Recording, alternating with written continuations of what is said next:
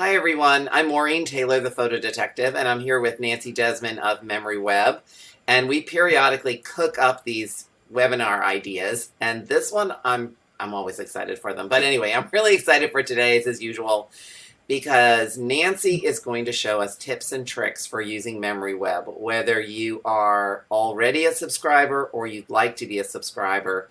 And we do have a special offer for you at the end of the presentation, and I just want to say that I sweetened the pot a little bit and added something else in if you buy sooner than later.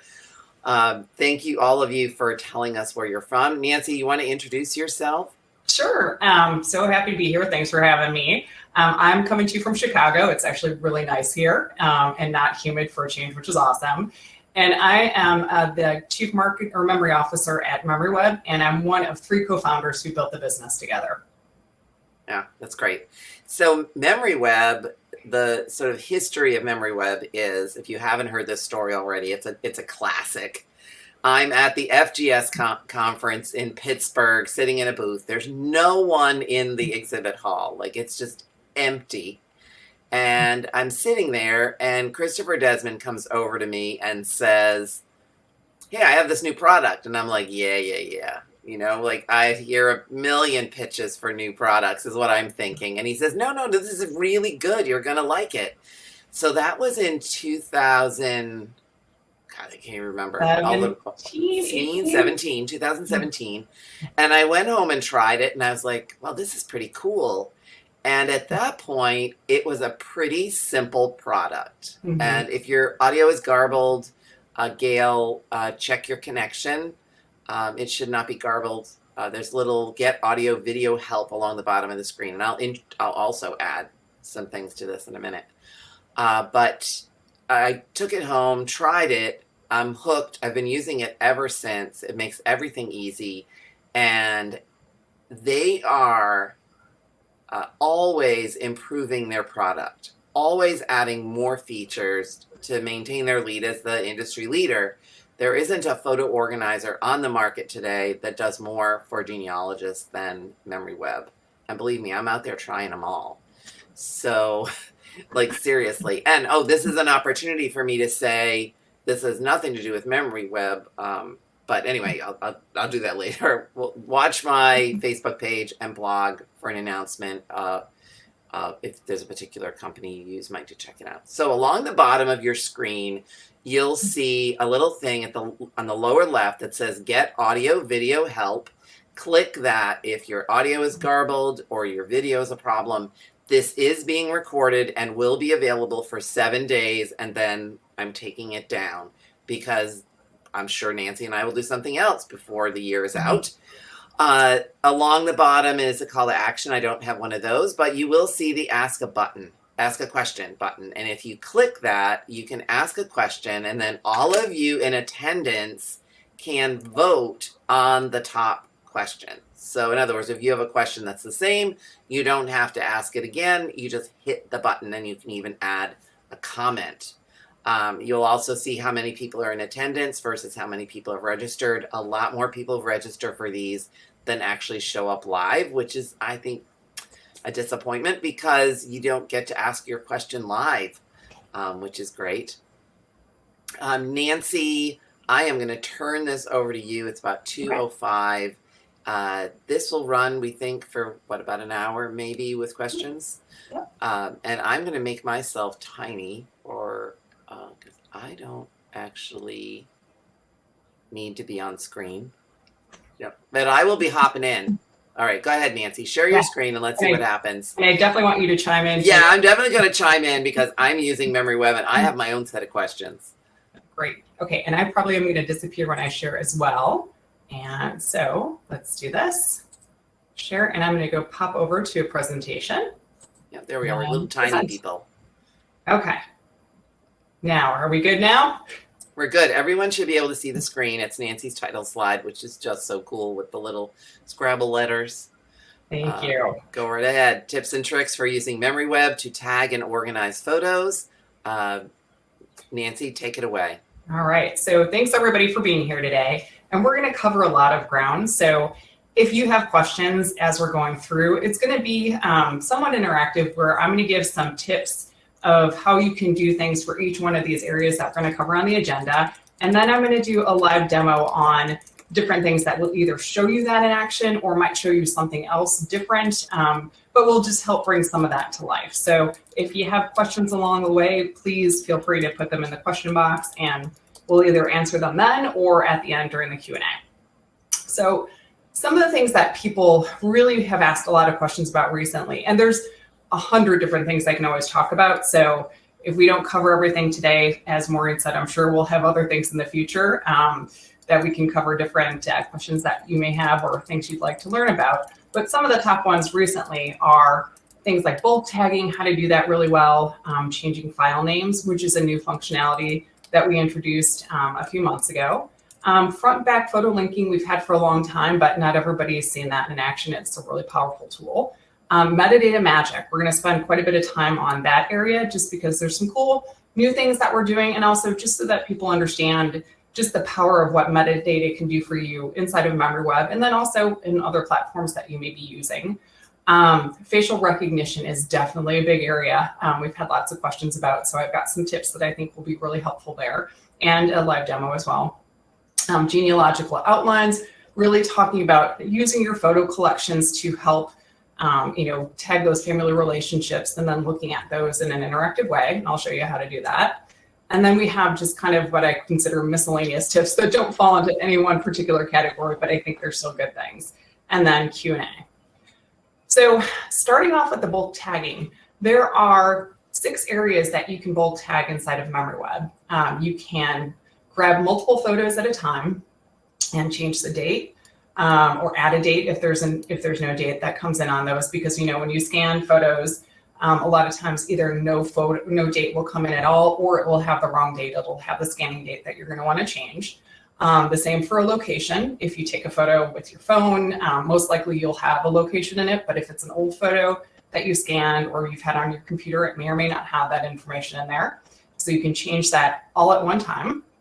You can tag people in bulk. You can add keywords in bulk, albums, and albums can be your best friend. And we'll talk a little bit more about that later. And then now one of the other things that is new as well is that you can actually grab a whole bunch of photos and you can add the same caption or description to them at the same time. So some of the tips about working with bulk tags.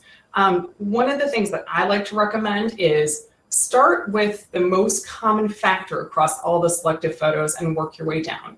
So, and I'm going to show you that in action in just a minute, but if you have a group of photos that you brought in and you've recently scanned them and you know that maybe they're all from like maybe one family line, or maybe they're from an event or a particular time frame, start with the one tag that covers the majority of the photos, and then select all those and just kind of whittle it down, because that just makes it more efficient as you're tagging those. And I'll show you a little bit of how to do that. Another tip is give facial recognition a chance to kick in.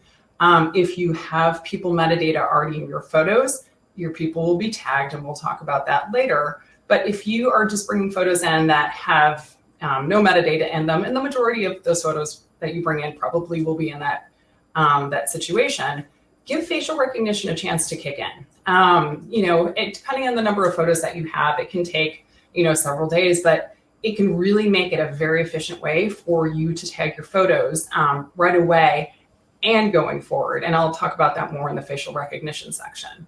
Go crazy with albums. Albums, there's no limit to the number of albums that you can create for your photos. So if you want to, have photos for person, for family lines, for events, for special occasions, for all kinds of things, that's a really, really great way to be able to put multiple tags on a photo that can be used in just so many different ways. And all of this information is searchable too. So if you're looking for Uncle Ralph's special, director's cut of photos for his, maybe it's his 80th birthday coming up, you can find those all really quickly if you have an album tagged with that. And then sort photos to find and filter those. So when you're looking to organize some photos that you've recently brought in, maybe those photos came in and didn't have a date. You're going to want to sort the page to be able to find those quickly. And I can show you how to do that when we're in the app. And then you can also search by file name or create a date or add a date. So if you're looking to try to find big groups of photos that you know are related, try to use, if they aren't all right next to each other naturally anyway, try to use different ways that you might be able to find those and then grab those all in bulk and change the data at one time.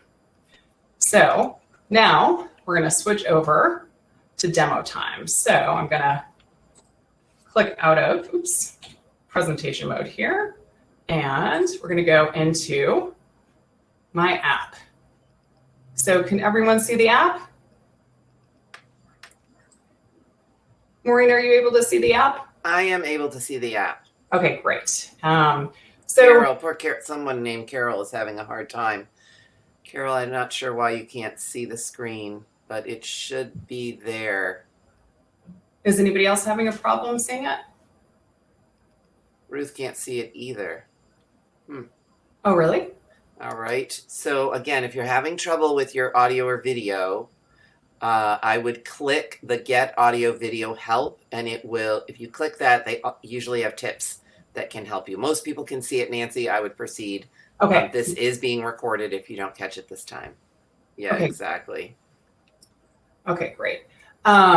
So you can see here, this is the main page on MemoryWeb that has the photos. So there's different sections: photos, albums, people, locations, and FAQs. And in the Photos tab, I've got a whole bunch of photos here that I've brought in.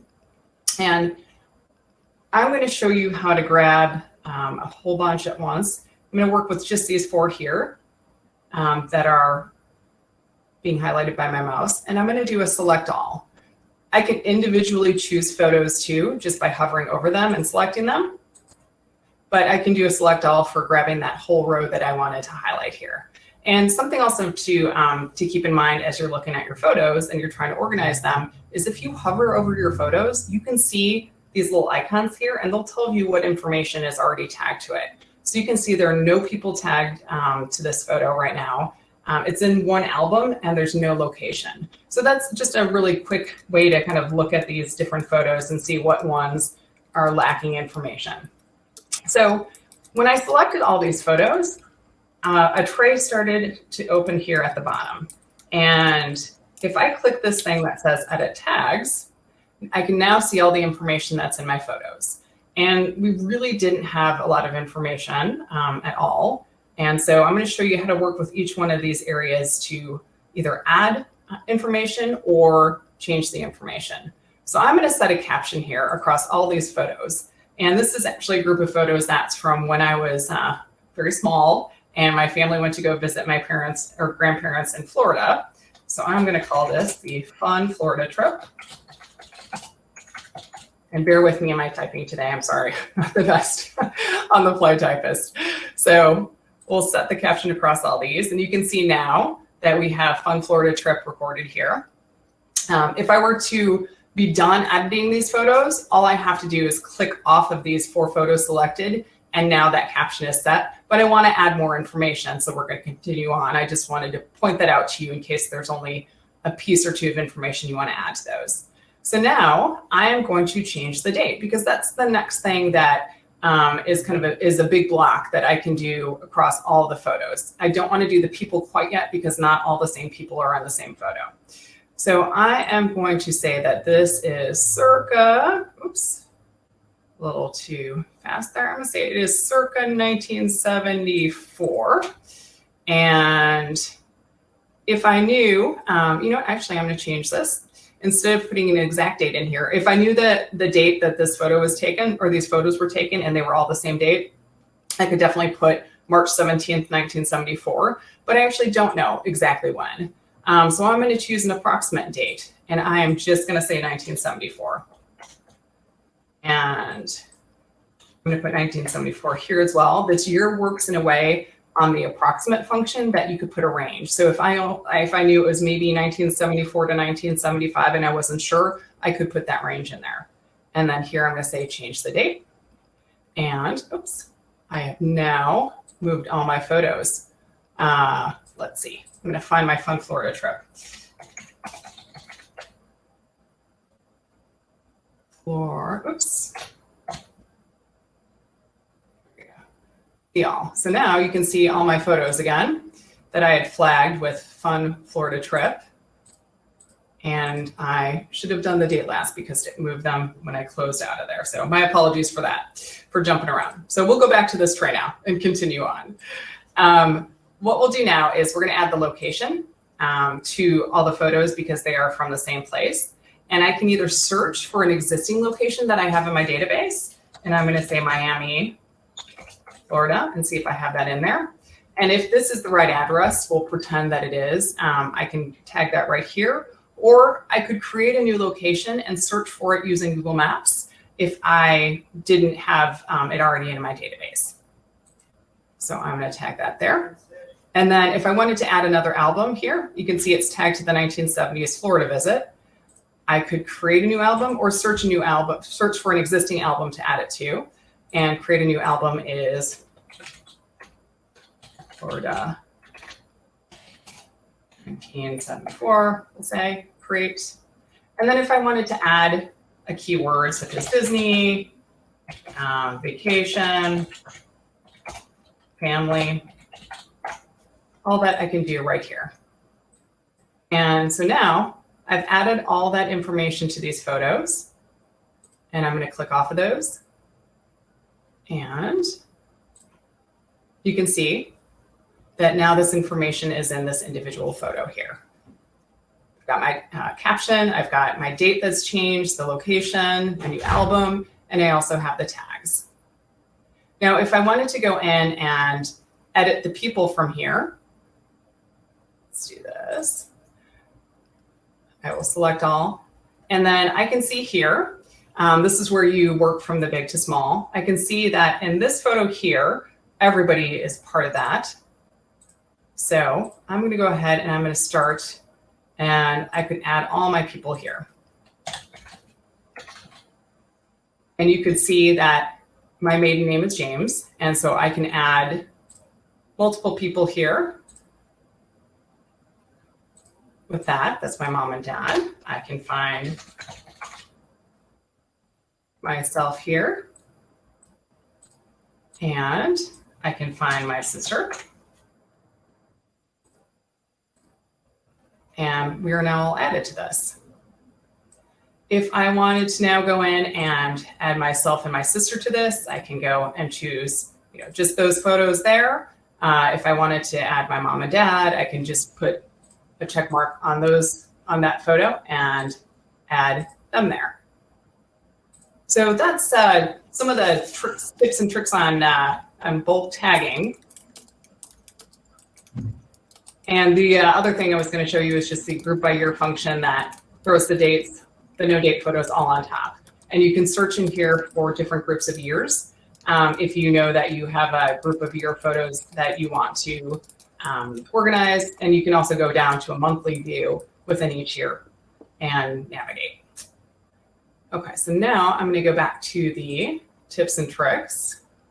And does everybody see the changing a file name? Mm-hmm. Okay, great. So one of the things that we just recently introduced is the ability to change a file name. And this is a tip that Maureen presented when we did the Unlock the Shoebox presentation series for Roots Tech. And she's said it in multiple presentations. It's great advice. It's when you're trying to actually change a file name, like it comes in with a scan name, or maybe it's just some kind of weird name that was created by your computer program. You want to keep it simple and meaningful, like name, birth year, and date of picture. So you can see in this example here, Clint Firestone, born 1919, and then the photo was taken in 1944. So now I'm going to escape out of here and go back into our photos. And I'm going to show you how to change a file name. So we'll go inside. You have to go into an individual photo to change the file name. And I'm going to go into this photo of my dog. This is Leo.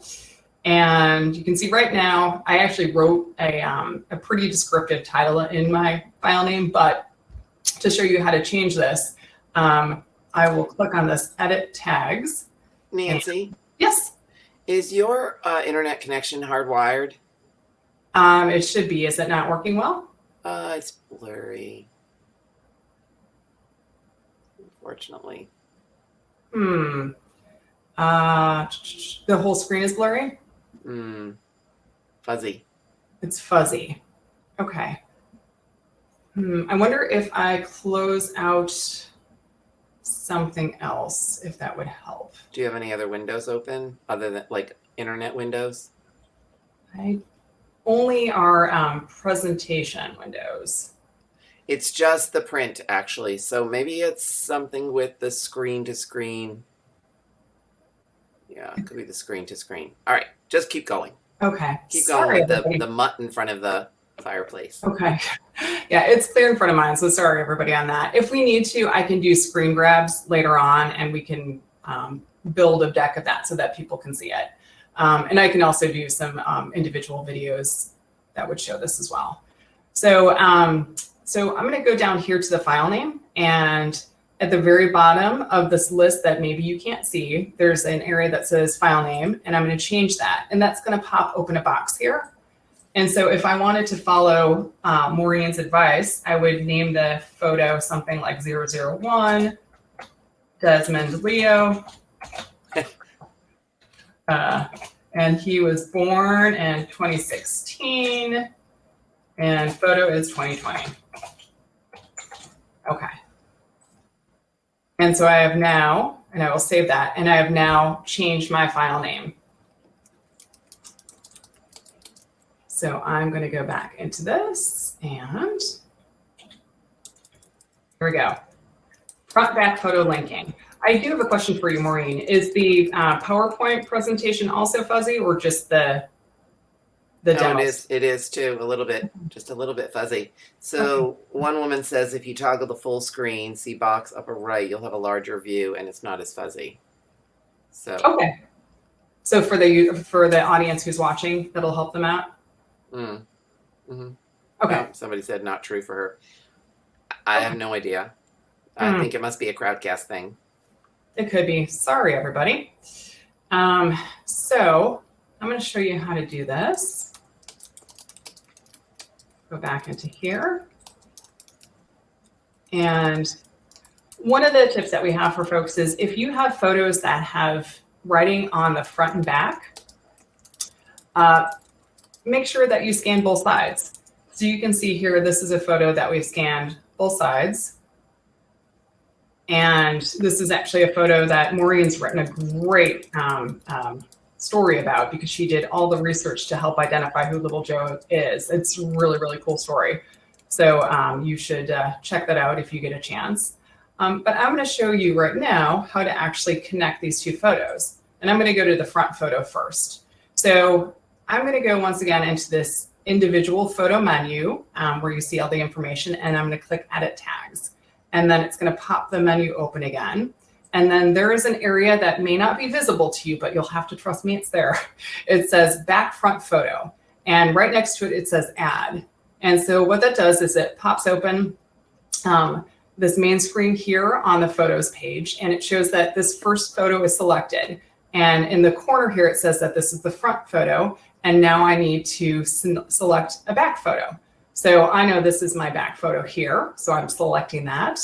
And by checking a little circle up here, and you can see it now has a green circle with the white check mark. And then it is listed as the back photo on here. And now I'm going to click here where it says Connect Photos. And now these two are connected. Now you can't see anything really exciting from that view. But now when you open up your photo, you can see here, or you will be able to see hopefully, that there is an icon that shows two arrows that go in opposite directions or form a circle. And that means that these photos are connected, or this is connected to another photo, and it will flip. So if I click on that, it will rotate, and I can now see the back photo.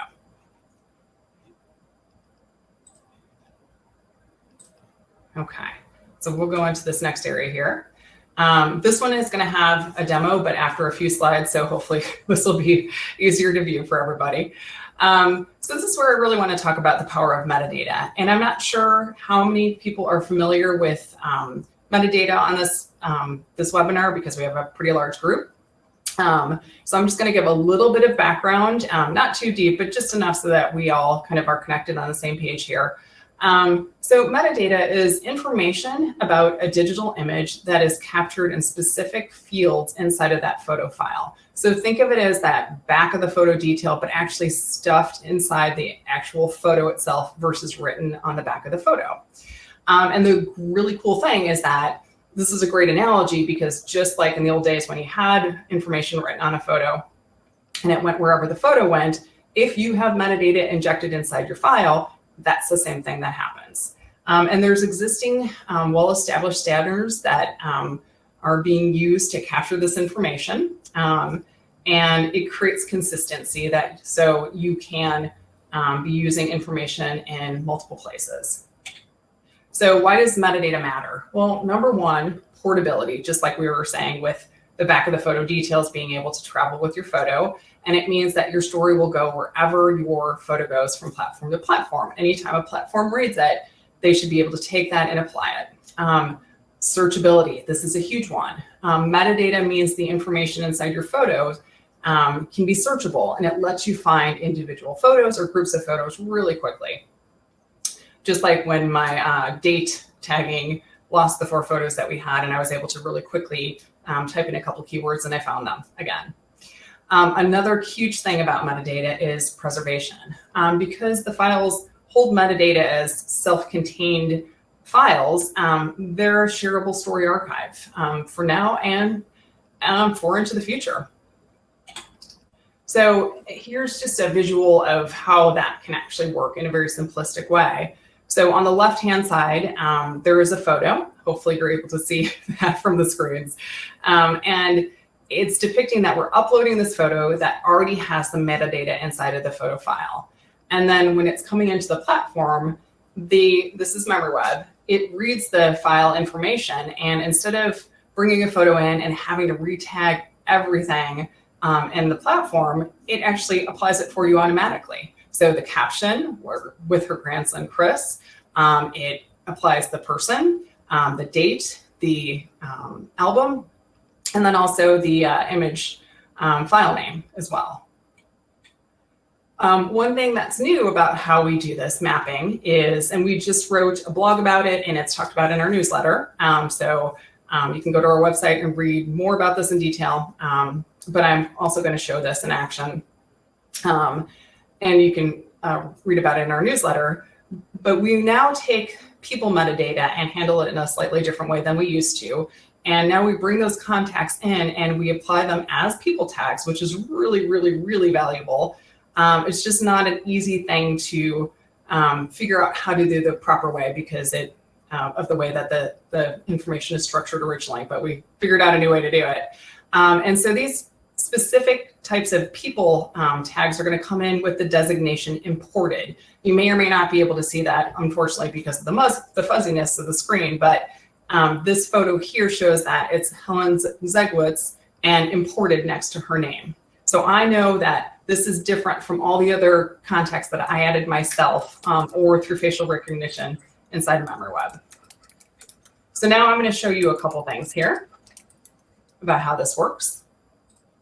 And I'm going to use our search feature here to find a particular photo. That's that metadata magic in action. So you can see, or slightly see, the photo that I was just talking about in those slides. And so, excuse me, we have the caption that was added automatically. And this is a photo, just for point of reference, that I had taken into Adobe Lightroom Classic and made a couple tweaks to it, added some metadata just so that I can show how an outside platform would add information that our platform reads. And it's a great product.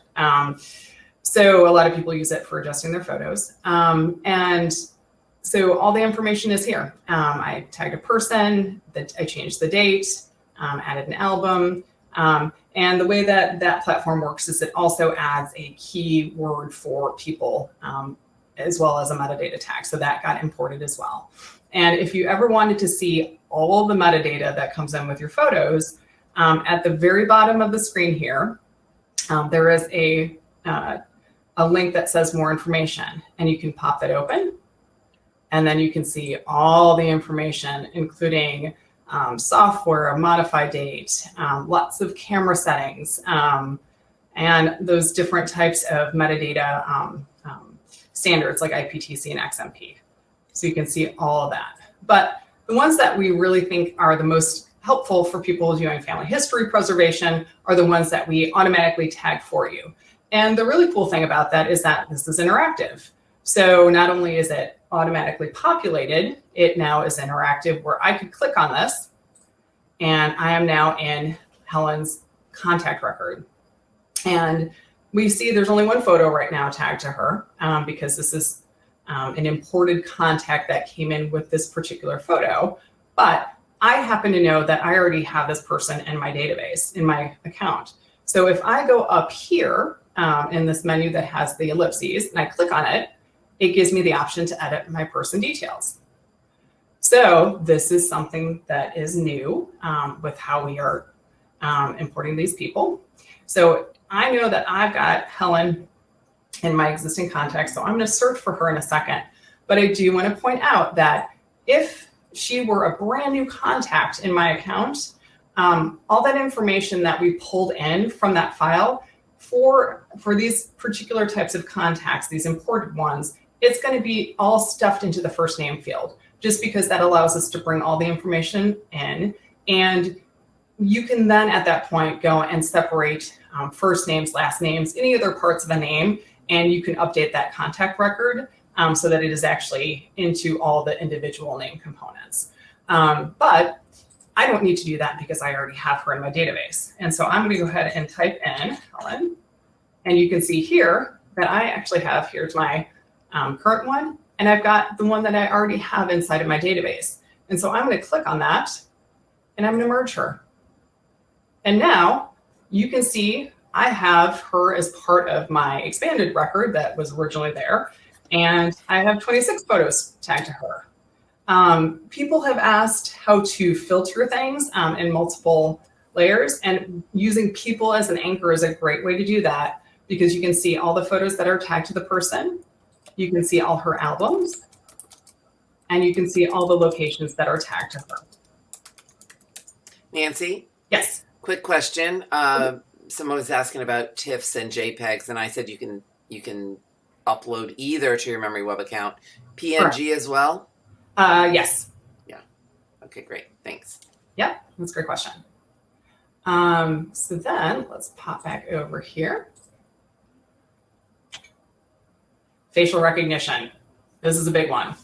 My biggest tip that I can give to you is do not skip any of the face groupings that you get. And I'll show you how to manage all that in just a moment. But when you skip the groupings that are presented to you by facial recognition, especially in the early days as you're setting up your account, it means that that person will no longer be presented to you or suggested as, as a face that you might want to tag going forward. You can certainly tag those people on your own, but facial recognition can work really, really well for you because once you've actually tagged like 3 to 5 really good examples of somebody's face, the system will automatically tag those for you going forward, as long as the photos are recognizable enough of that person. So this is a really, really powerful feature.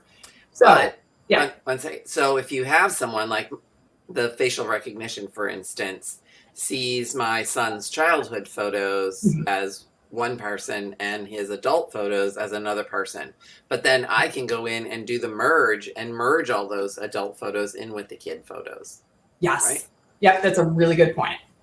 And this is also a point where you say, you said, don't skip the faces. This is a great time, Nancy, to do what you tell us all to do, which is when you're synchronizing your accounts, when you're adding photos to MemoryWeb, do it one folder at a time. Don't get ahead of yourself. In the beginning, a lot of us just uploaded everything, and the catch-up, I'm just going to tell you, it's brutal. So do it one folder at a time, do your bulk tagging, and sooner or later, you'll have this beautifully organized, MemoryWeb account. That's really great advice. Yes. That's just my tip, because I'm still sorting through all the stuff that I uploaded. Yeah, no, that's a very good tip. It's just easy to kind of work in things in manageable chunks. So yeah, manageable chunks. Those are the key words. I definitely agree.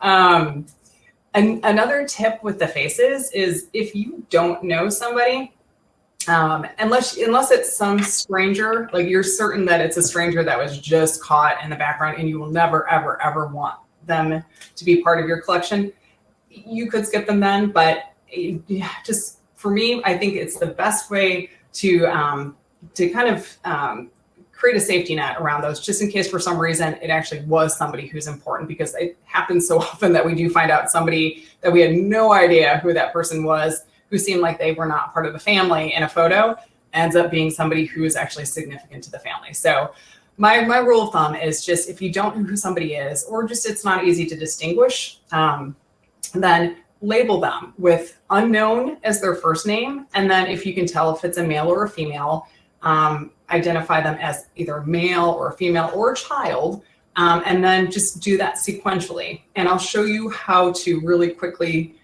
see where your next number will lead off when I'm doing the demo in a second.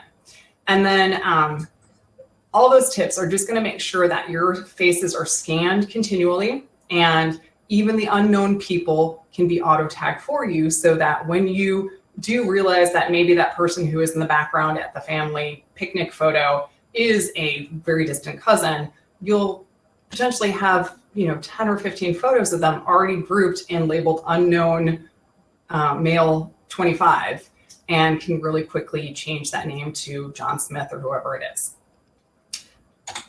So now let's do a quick demo here. And we're going to go to our people section.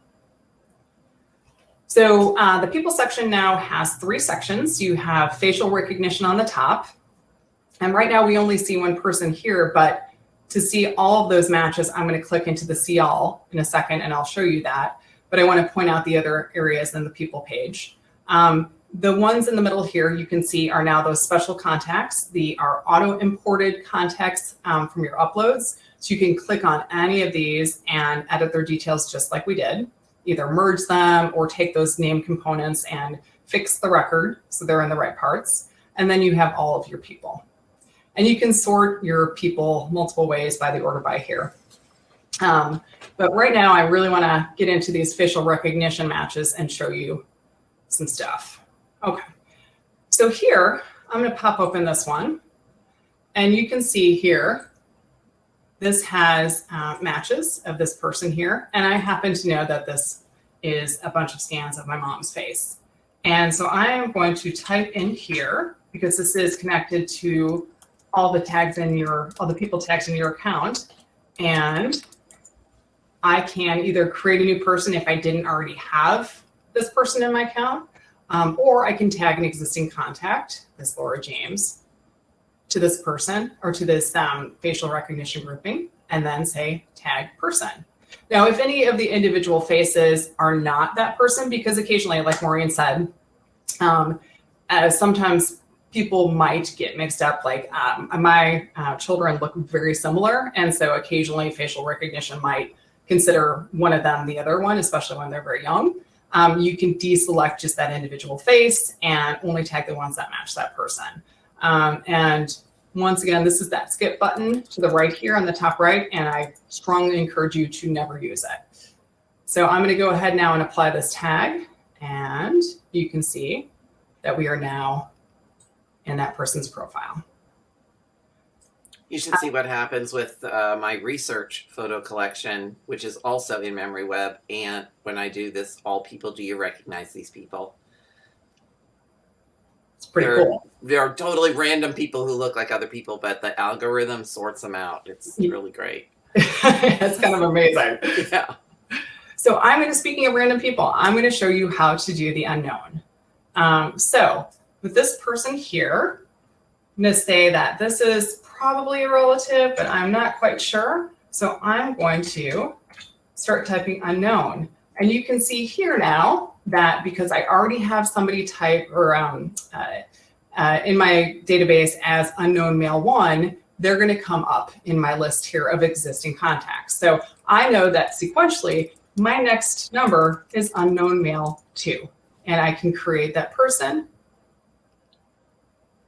Oops, unknown. And then it will take you to male, or take you to this form, and you finish that up and go male 2. Here. And now I can tag this person. And we have that person now tagged in our facial recognition. All right. So on to the next part, genealogical outlines. So since we've been tagging people, this is a really great time to talk about the outlines. So this is a way where you've tagged photos inside of MemoryWeb, but you really want to be able to connect people through an interactive tree that lets you kind of drill down and tell stories and also show relationships really quickly and easily and in a really fun way. So we'll show you a demo on how to do this, but in a nutshell, all you need to do when you set up a person's profile, like when we were looking at Helen's page and it had her information in that first name field, there's also the ability to add a mother and father to a person. And when you do that, your trees are going to start automatically building as more and more people who are connected through those mother-father relationships are tagged. And I'll show you that in action. Another great way to kind of jumpstart this is if you have a family search account, you can actually sync from there into MemoryWeb from your memory section, and you're going to get your photos with the metadata automatically tagged, which is fantastic. And you will also start building those family trees for your direct line family connections. And that can be a huge time saver and just really, really fun to get that made for you. And we'll go into here. And I'm going to go into my people and show you how to do this. So my favorite person to do this for is my fictitious family, or my television family, the Cleavers. So we're going to look at Theodore's profile here. And if I want to add his family or start building his tree, I'm going to go in this Add Family section. And you can see, hopefully, even if it's a little fuzzy, you can see that there's 2 silhouettes here, and one says Add Father and one says Add Mother. And so I'm going to add into the father here. It's going to bring up that window again that lets me search in my existing people or create a new person. I happen to know that Ward is already in my account, so he's there. And you can, if you can see, there's this red X here that if I had added the wrong person, I can just disconnect that. You can also do that after you've saved it if you have somehow connected the wrong person to that person, no problem at all. And now I'm going to add the mother. Quick question, Nancy. Do you need the photos in MemoryWeb first or Family Search first? Oh, if you're going to import from Family Search, you need them in Family Search first. Okay. But if you already have existing things for your direct family line, including those family relationships, it's really nice. That's a good question. So we've added Theodore's father and mother now, and I'm going to click Save. And maybe you could see this, that now we have an area called Siblings, and Wally has now been added. And the reason why that happened when I added Theodore's mother and father is because Wally had already been tagged to Ward and June Cleaver. So as soon as I connected Theodore to them, this now populates as his sibling. And it's a really fun thing to do, to be able to have these family trees. And if we had photos for Ward, which we don't, which I think is a little disappointing, I'll have to make sure I put some in for the next demo, then you'd be able to see his photos, and then you'd be able to click and see his family and keep drilling down. So if I knew his mother and father, I'm sure they probably mentioned those on TV at one point, but I don't remember, then I would have been able to add those in as well. So that's how you would set up a family tree inside of MemoryWeb. Is there a limit to the number of people you can have in your MemoryWeb family tree? No, as long as they fit into, right now we are somewhat limited in just the relationship side, just mother and father, and then grandparents and siblings. But no, there's no limit to that. But you can click one of those people, say it's a sibling, and then, well, not sibling, but parent, and then add. You're adding their parents, so you're adding the mother's siblings or the father's siblings. So you can build the tree. You can keep building it as long and as far as you want. And what about spouses? Spouses are not in there right now, but we've had lots of feedback that we should add that. So it is on our list to build out. Okay. That's a great question. All right, so on to just some miscellaneous tips. This is something that Maureen had said a few minutes ago, and I completely agree with. Start small when you're first using the app, around 50 photos. Save tagging time. When you use our desktop uploader tool, you can point to folders on your desktop, and if you've labeled those, like maybe it's by family name or an event or by a person, those folders are going to be tagged as albums onto your photos. They're going to put those photos into albums with your naming as they come up into MemoryWeb. So that can save a ton of time, both in having to tag things and also just being able to find those to add additional information to them. If you are using programs that allow you to export with metadata, make sure you go through all the settings and check the boxes to export as much as you can so that you have all that information so you can bring it into MemoryWeb or other apps, or just make sure you do that so that you have that, that file record inside of your photos. Recommendation is also to subscribe to MemoryWeb on our YouTube channel. We have lots of how-tos and demo videos, and we're always adding to those. Follow us on social media. We're at MemoryWeb on all the places you might think. And then also sign up for our newsletter to learn about the latest news, features, events, all that. And you can do that at memoryweb.me/newsletter. We also have tips and tricks inside of our app. So as you're using it, it should help guide you through things that might be helpful to you at that moment for what you're trying to do. But if you have any suggestions that you think would be helpful to other folks, we are all ears. So send us your suggestions at contact@memoryweb.me.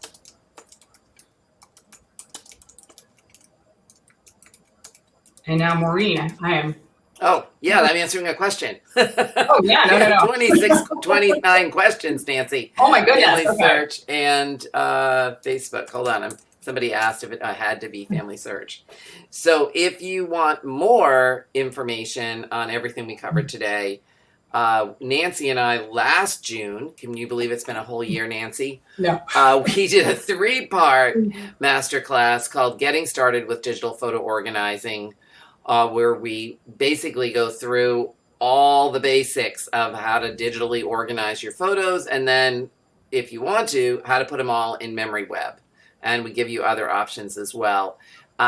This particular package also comes with a 3-month subscription to MemoryWeb, which is a great starter package if you're thinking you want to try it, but you're not really sure what is a digital organizer going to do for me. These two usually sell for $79.99 together, but today, and for the next week, they sell for $59.99.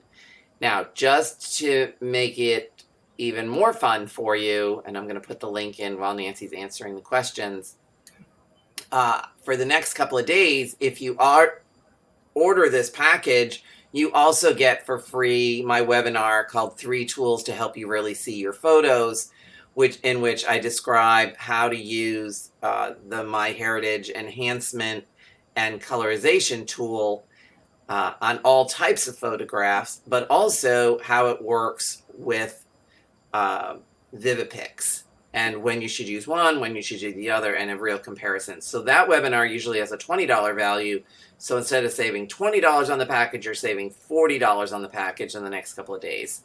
So Nancy, I am going to find that link. If you can put the the offer up again, that would be great. Sure. And then you can start answering some questions. 7 votes, Nancy. Okay. Review file reorganization, renaming, combining, etc. Pros and cons. That's a complicated question. It is, and I unfortunately can't see the screen because the presentation mode won't allow me to look at the questions. Oh, really? Yeah, unless I take the visual down. All right, take the visual down. Okay. Yeah, it's because you need to see the questions. Okay. Okay. Review file or reorganization, renaming, combining, etc. Pros and cons. Reorganization, renaming. File reorganization. Does that mean starting from scratch? I think it's renaming. Renaming. How you showed how you can rename the file. You did show that, which is just basically at the bottom of the screen, you edit all the tags, and then you can go straight in and edit any of those. Here's the offer with the free webinar. Right. So I'm not sure. 7 people voted on it, but if anyone wants to comment on that with a little more clarification, that would be helpful for us. And then Nancy already answered, in the metadata, is there a way to tell the story of why the picture was taken? I have a picture of a grandson on a wooden horse. There's a story that goes with it. How do I preserve the story? You can definitely do that in your caption field, which has unlimited numbers of characters. So that is definitely the place to go. Oh, there's another question. When photos are uploaded and say done, can you safely remove them from the cache? If you mean, if you're uploading from your phone or from your computer, that's up to you if you want to. Just want to make sure that they're all the way populated and that all the metadata is there. Yep. I'm working on the chat while we're doing this. What happens when you die? If you spend a lot of time tagging and creating beautiful albums, what would my heirs be able to do with my work? If they don't want to maintain a MemoryWeb membership, can they transfer everything to a different place for permanent storage? This is where I'm going to jump in, Nancy. Yes. I am totally going to jump in. I am a member of the Family History Metadata Working Group, and we are trying to get lots of industry leaders to adhere to a certain number of metadata standards so that, okay, so you have a MemoryWeb account, I don't know about you guys, but this year I put together a whole package about what if I die? What do you need to know? You want to leave your MemoryWeb login behind so someone can log in. They can download all those images, export them all with metadata, and then put them wherever they'd like. The problem is, wherever they put them, will they be able to read the metadata?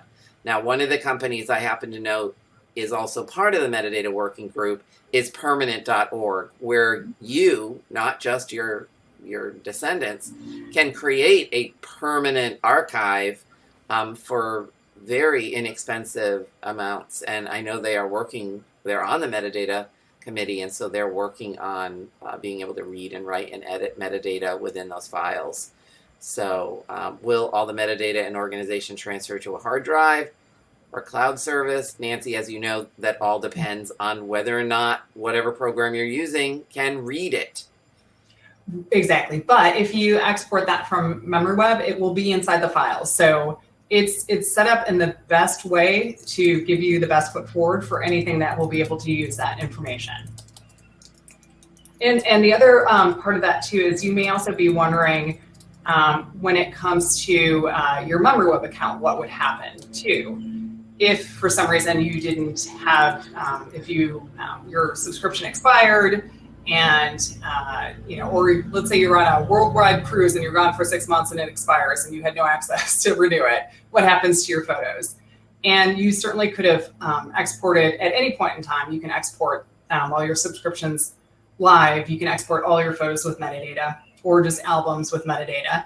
But you can also, inside your settings, set up a legacy contact. And if your account is dormant, we will allow that person to be able to go into your account because you've given permission, and they could either take over the account and subscribe and keep using the platform, or they could export your photos and metadata so that they had a copy. And they wouldn't, if they wanted to just export, they wouldn't have to pay to renew anything because you had designated that. What is the photo relationship between MemoryWeb and MyHeritage? Should new photos for MyHeritage be processed in MemoryWeb first? Um, there's no direct connection at all. We work independently to put the metadata in, so it really just depends on how you want to do things. MemoryWeb is really used as a photo organizer and metadata manager, so you can either do things first or afterwards, and it really depends on what platforms read the metadata. But I will say that if you're editing photos in MyHeritage, the MyHeritage photos, after you're done with the enhancement, colorization, recolorizing, all of the stuff that they do now, my goodness. The photo restoration, however, doesn't have a little icon. But it will have a little icon in the bottom left corner. You might want to just add as one of your album tags, MyHeritage restoration, MyHeritage enhancement, so that you have a record. If they get edited and the icons get edited out. But there's no direct relationship between MemoryWeb and MemoryWeb. I just threw that webinar in just because it's a pretty popular one. People want to see what you can do with all those tools. When I put in an approximate date, it tags with the first day of the period. Like if I put in summer, it tags with June 21st. I want to know the answer to this one, Nancy. Okay, so this is where you working on this? Well, so here's the thing with that. That's a great question. So if you look in the individual photo, you will have summer. Let's say it's summer 1957. It will say summer 1957. Our limitation, just the way that computational computing works, is when you want to put something into a date timeline, there is no approximate date way to build a timeline, at least right now. So we have to assign it to the first position in that time period, or that's the way we do it anyway, because we think it's the most logical. So if you choose summer 1958, it is going to be, I guess, June 21st, 1958. If you say 1958 in general, it will be January 1st, 1958. But when you export your photos, you will get both of those pieces of information. You will get the approximate date, and you will also get that hardwired computer date. And we'd love to maneuver around that, but we are just limited in terms of being able to give you a calendar view or a timeline view to having a exact month, day, year anchor. I've worked for years with Apple Photos, creating albums and adding information. How does MemoryWeb work with photos? Do I move photos to MemoryWeb, add data, and move the photo back to Apple Photos? Oh, Larry, I have my own little horrible stories with Apple Photos. They used to have this great program, I think it was called Aperture, and they got rid of it like a long time ago. And Apple Photos does absolutely really nothing because I uploaded a whole lot of things to Apple Photos and then tagged everything, and then thought I could access all that same information on my phone. That wasn't the case. iPad was even different. I played around with it. I lost a week of my life playing with Apple Photos. Never again, which is why when Chris and Nancy came up with MemoryWeb, I switched immediately. There is no guarantee that probably not going to happen if you put the metadata in the Apple Photos, the photos in Apple Photos, and then move it to MemoryWeb. I doubt there's anything there that, I don't know. What do you think, Nancy? I think we're going to have to try it. Yeah, we try to test things out, and it's been a while since I've tested that, so I can't speak with any accuracy, I think, to that. Yeah, I think we're going to try it again just to see if Apple's made some improvements, because they do upgrades all the time. But I think if you're going to use MemoryWeb, the thing to do is use MemoryWeb. If you're going to use Apple Photos and you're happy with it, stick with Apple Photos. But I'm going to tell you, Apple Photos does not do what MemoryWeb does. There's no back-front linking. There's no duplicate checker. There's no facial recognition. There is sort of, but not the same. MemoryWeb does a whole lot more. And if you have something that you would like to see MemoryWeb do, you write to Chris and Nancy, and they put it on their list. And guess what? Eventually, it gets there. And if enough people ask, it pops a little bit higher to their list. And I know I've done that over the years. They have super users, and you could be one. If there are 3 people in a photo, can I have them listed in the order they appear left to right, or is the order determined by some algorithm? So speaking of user feedback, that is a great question, John. Thank you. So we are building out the process of being able to tag a person's face, so that right now our tags are just random, as you noticed when they are listed underneath the people section, but we are building that out. And one of the great things about that is not only can you see that inside our platform when it's built out, but there is now the ability to actually take that type of the coordinates and inject that as metadata, because the IPTC organization rolled out a new standard for that at the end of 2019. So it's in process, and we realize that's really important, and definitely agree with you. We want to do that, John. Yeah, I want the faces tagged too. We were just talking about that, Nancy. How do you recommend for getting started with a large file of many photos? I think Nancy addressed that when she said break them down into albums and do one small album at a time. So sort them on your computer first, and then move the albums over to MemoryWeb and work on them.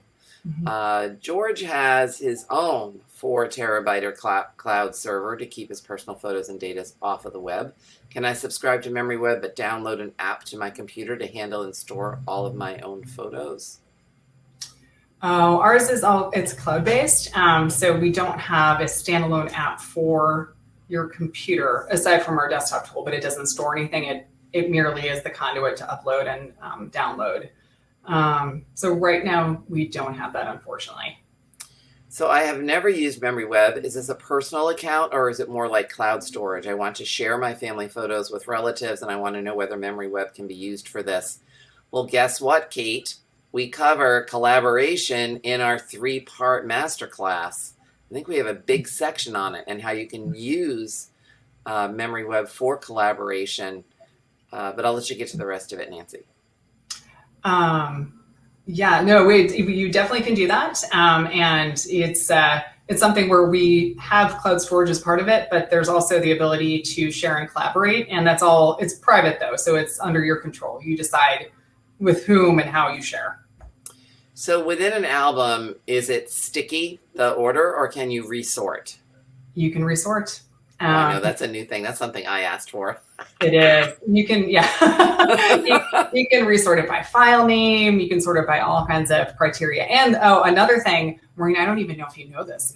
I probably don't, because you're coming out with new things all the time.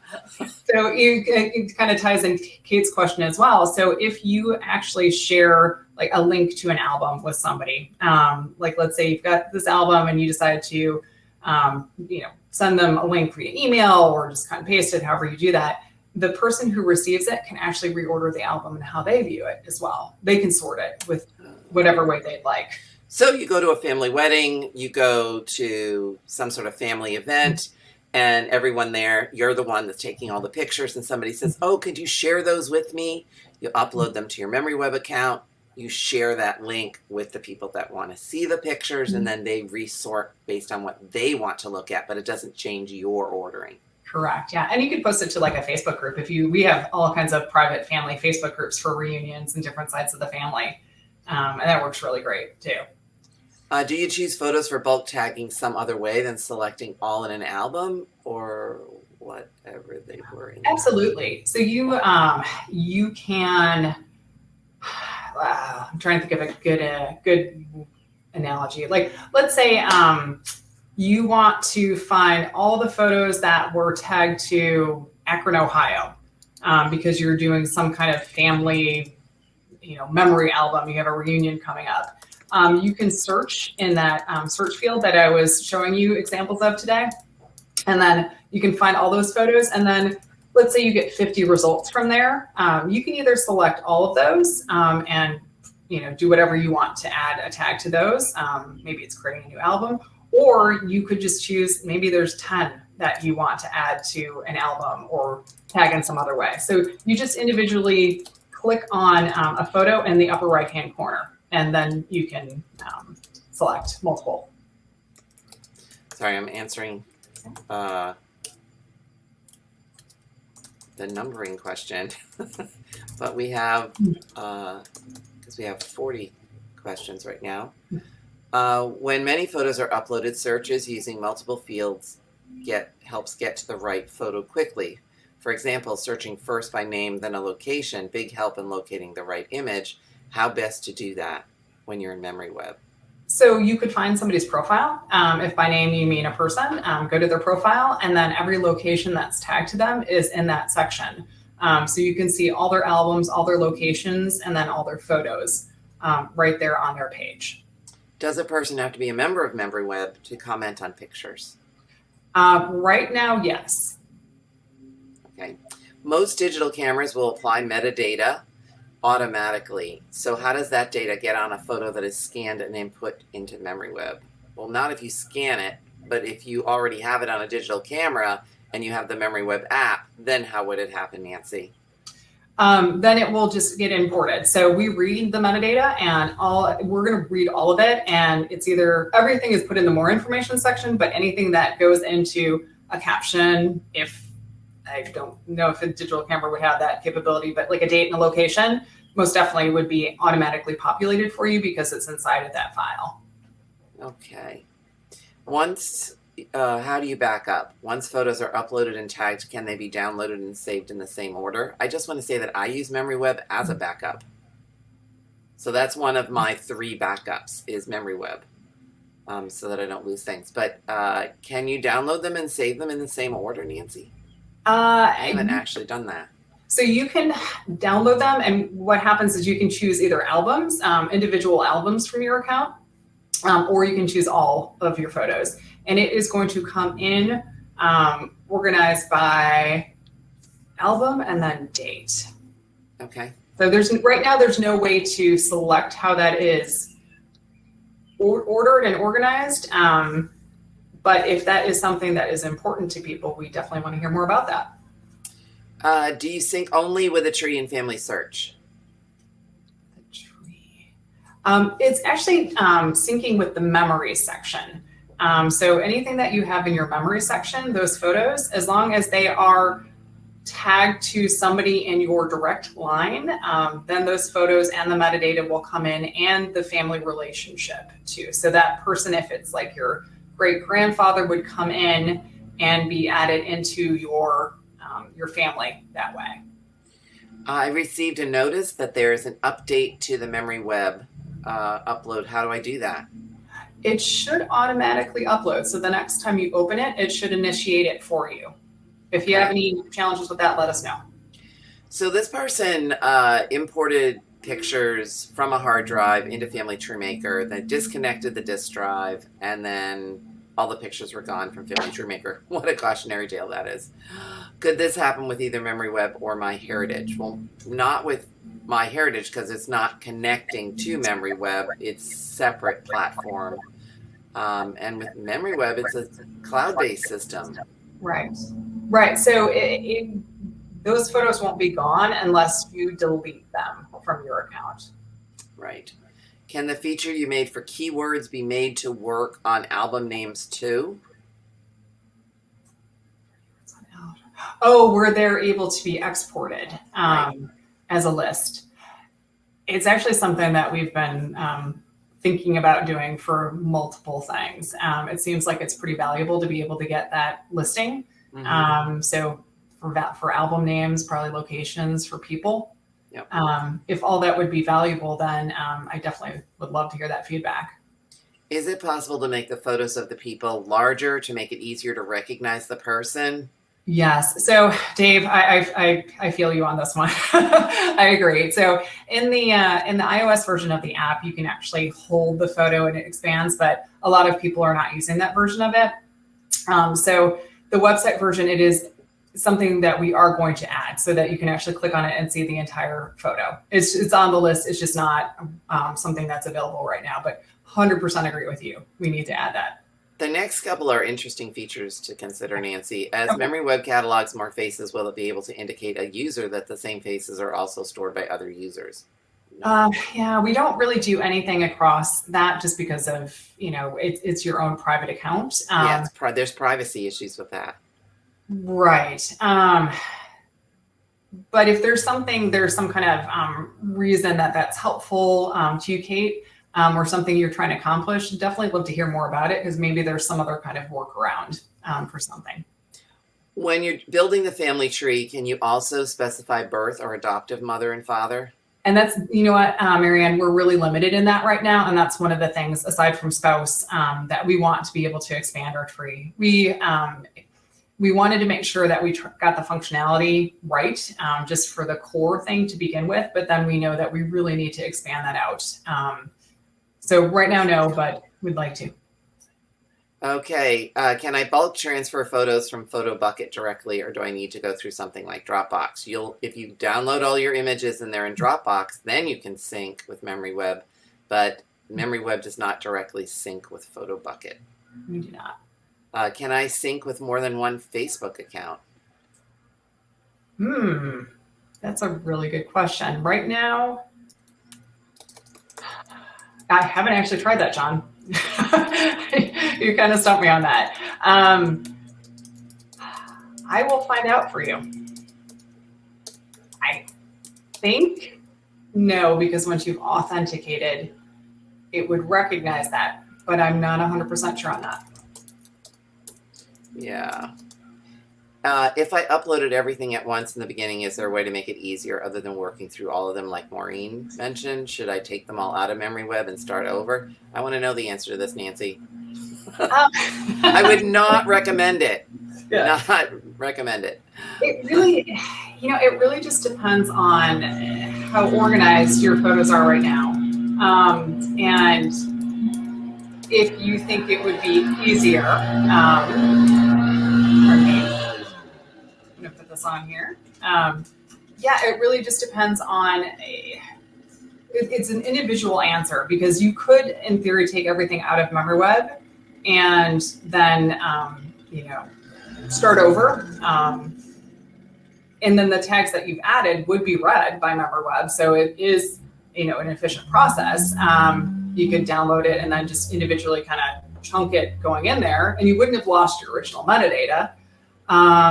It just depends on how hard it is or what you're looking to do right now. So maybe, Kim, if you want to reach out to us at contact@memoryweb.me and tell us a little bit more about what's going on with how you're trying to organize your photos, I could probably give you a better answer on that.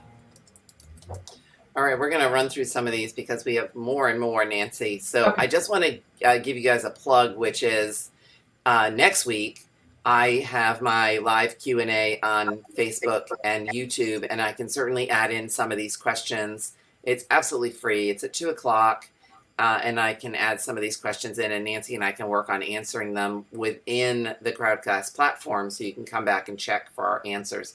It is about 15 minutes after we said we would end, so I'm thinking we should end for now, Nancy. So many more questions. So many more. Wow. Lots so they're really great questions. Again, Nancy and I cook these things up all the time. We'll get more features. We'll do it again.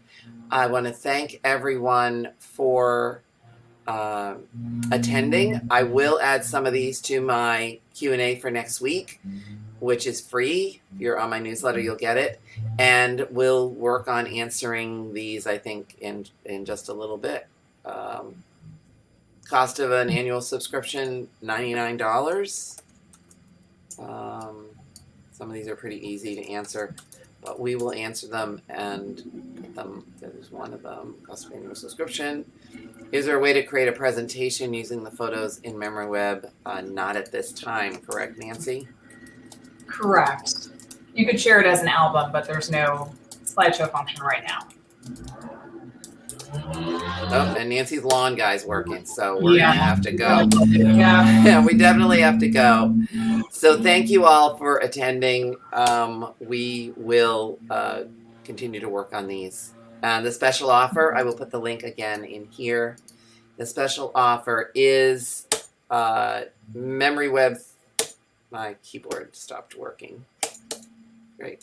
It's been one of those weeks. $59.99, usually $79.99. It's the 3-part master class, getting started with MemoryWeb. and a 3-month subscription to MemoryWeb for the special price of $59.99. If you order the special in the next couple of days, and you'll get an email about this, I'll also throw in the webinar I did on 3 tools to help you see your family photographs more clearly. All right, in this case, the leaf blower's going and the lawnmower, so we are going to say goodbye for today.